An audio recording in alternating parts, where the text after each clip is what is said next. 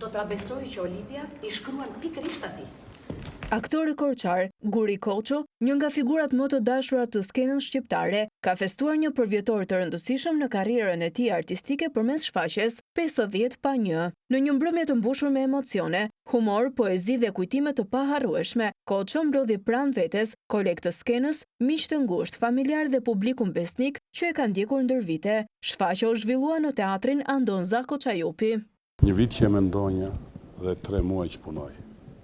Sigurisht është një dalmarrje e madhe. Po unë dua teatrin dhe kjo dashuri dua të dilte në pa. Dikush më tha parmrem kishte shumë poezi. A këtë kisha menduar. Gjithë recitalit kishte shumë poezi. Jo vetëm poezi të recituara, po në terën e saj të mbizotronte poetika. 50 pa 1 nuk ishte thjesht një fest për një përvjetor artistik, por një dëshmi e gjallë e dashurisë që Guri Koço ruan për artin dhe publikun.